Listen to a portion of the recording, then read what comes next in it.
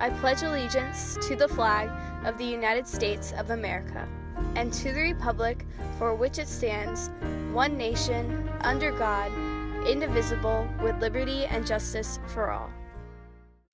And now, our feature presentation.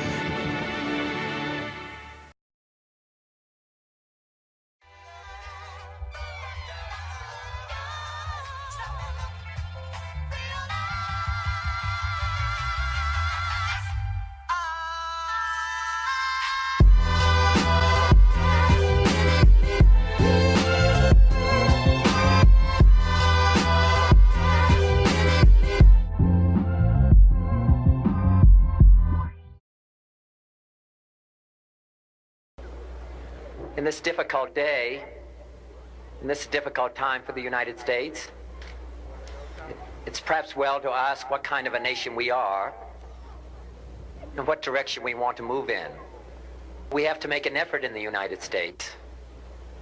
We have to make an effort to understand, to get beyond or go beyond these rather difficult times. What we need in the United States is not division. What we need in the United States is not hatred. What we need in the United States is not violence and lawlessness, but is love and wisdom and compassion toward one another.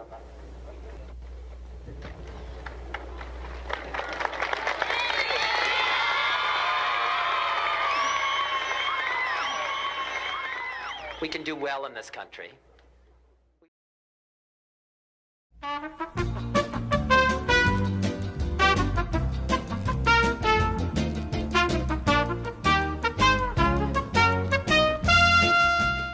Good morning, Quince Orchard Cougars. Wanted to bring us back to a conversation we began a couple weeks ago about what it means to show respect and responsibility. As Quince Orchard Cougars, we have developed our shared agreements around what it means to demonstrate respect and to show responsibility. Throughout the school, you'll see posters that outlines the feedback that we gathered from you, which means feedback from staff and students.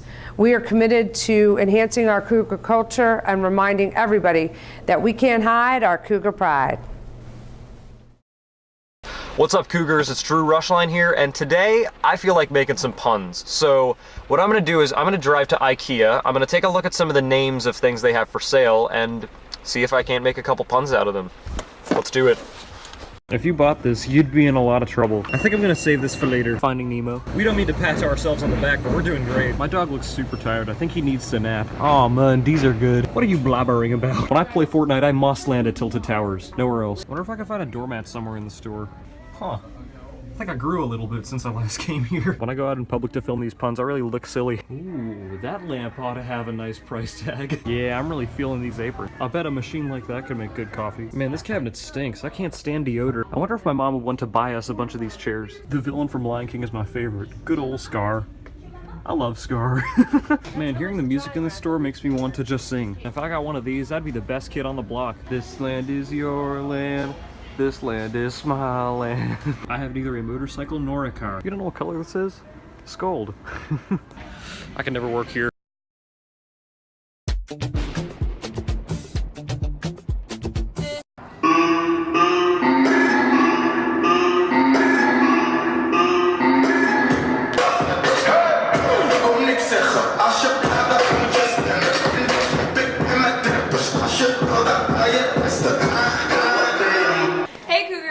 President, Vice President of Africa United, Mickey and Nancy. We are a funny, loving, and talented dance club here at QO representing African culture. Yes, though it may seem we only accept Africans and dance African music, it's a lie. We also accept all races and incorporate all kinds of music. We are one big family. We do practices Tuesday and Thursday, sometimes Wednesday. And we would love for your support. Yeah.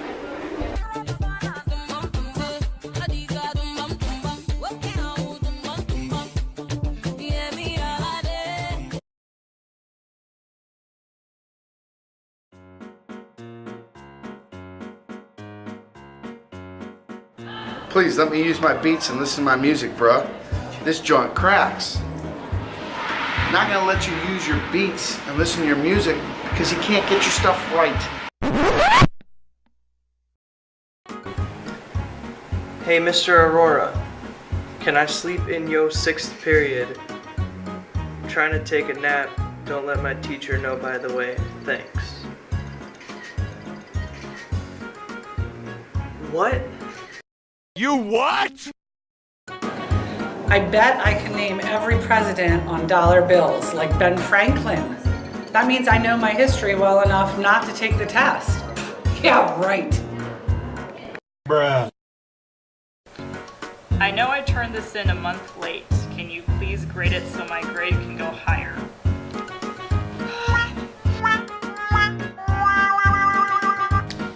Hey, at the end of the semester, if I have a C, can you raise it to a B so I can finish off with that grade?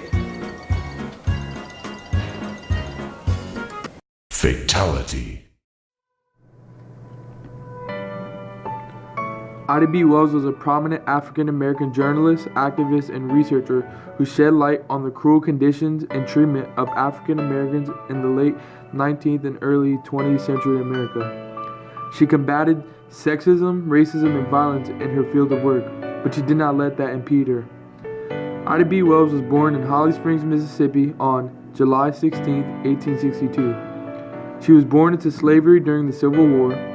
Once the war ended, Wells' parents became politically active in the Reconstruction era politics. At a young age, her parents instilled into her the importance of education. Soon after, her parents and younger brother passed away from yellow fever. She took it upon herself to raise her remaining siblings. She later became an educator to help financially support her family. Subsequently, she sued a train vehicle organization in Memphis due to being diverted from first class despite having a ticket. She won in a nearby circuit court, yet the decision was overturned in the federal government court. In the wake of discovering that her close friend had been lynched, she turned her consideration towards being an activist against the white mob violence. She began to look into reasons African Americans were lynched and set out to research a few cases for herself. She distributed her discoveries in a flyer and composed a few columns in neighborhood papers. After exposing an 1892 lynching, locals became enraged and drove her from Memphis to Chicago, Illinois. After violent strikes on the African American community in Springfield, Illinois in 1908, Wells decided to take action. The next year, she attended an exceptional gathering for an association that would be later known as the National Association for the Advancement of Colored People, or the NAACP. She founded the first African American kindergarten in her community and battled for women's suffrage. In 1930, Wells made an unsuccessful bid for the state senate. Medical issues unfortunately plagued her the following year. Soon after, Ida B. Wells died of kidney disease on March 25, 1931, at 68 years old. She left behind an impressive legacy of social and political heroism that is still prominent today. Hi, I'm Keegan Lauricella Reed. Yes. What were the other things? I'm Nick Reese. I'm the current captain of the QO hockey team, and I've been a member of QO TV for the past 2 years. My spare time, I like to spend time outside, hiking, rock climbing, kayaking, whatever it is. So it's been a little rough this winter, but I always look forward to summer. For Mr. and Mrs. QO, my talent will be singing a very special song that I'm very excited to share with all of you. Hi, I'm Cooper Hoffman. Some hobbies and interesting things about me are that I'm on the morning announcements every morning. I am in the drama club and I am a show choir. I've committed to UMBC class 23, and my talent is I will be singing a song for you, singing a little ditty. Hi, my name is Kevin Wu. My hobby include a lot of sleeping, and I'm a full-time scholar, amateur otaku. My talent for this year, honestly, I don't really know yet, but we'll see. I'm Keegan Lauricella Reed. My talent will be stand-up for right now. Pretty sure that's what we're going with. Okay, hobbies, interests. I do drama club. I student direct for the drama club. That's good. Do that a lot. That's a really time-consuming thing. I do QO TV. I do QO TV.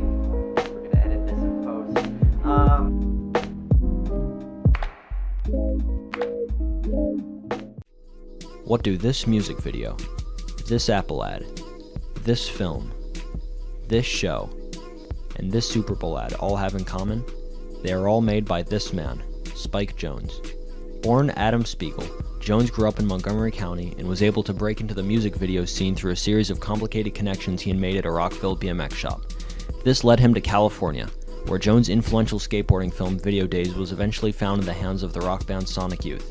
They were so impressed with what they had seen that they approached Jonze to direct a music video for their single 100%. From there, Jonze went on to have a very illustrious decade, making a couple dozen music videos, a few short films and documentaries which frequently kept love for his BMX roots, commercials for companies as large as Nike and Coke, and even starred in a few major films. Speaking of which, Jonze ended the 90s by directing his very own, Being John Malkovich. The script was passed on to Jonze by his then father-in-law Francis Ford Coppola, who saw the screenplay fitting his style. Coppola's assertions were affirmed by rave reviews and Oscar nominations for both Jonze' direction and the screenplay. Jonze and the writer of Being John Malkovich would go on to work on a second film, Adaption, starring Meryl Streep and Jonze' cousin-in-law Nicolas Cage. Yet again, Jonze' work was met with critical acclaim, but he would have to wait over a decade until he finally got his Oscar. That came in 2013 for his screenplay of his film Her, which again was met with unanimous critical acclaim. It's hard to summarize just how prolific Jonze truly is, having worked with what seems to be everyone in the industry from Biggie to Lady Gaga. I mean, just in the last 2 years alone, Jonze has directed Frank Ocean's Summer Festival Tour, made a stage show with Lakeith Steinfeld, produced the Netflix documentary Jim and Andy, made an ad for Apple, the music video for I Love It, and a Super Bowl ad for Squarespace. In short, the man knows a lot of people. Hi, I'm Seth Shapiro. I'm a real estate agent with Long & Foster, and my advice would be to study hard, to work hard, and to be sure that you're taking care of other people in all that you do.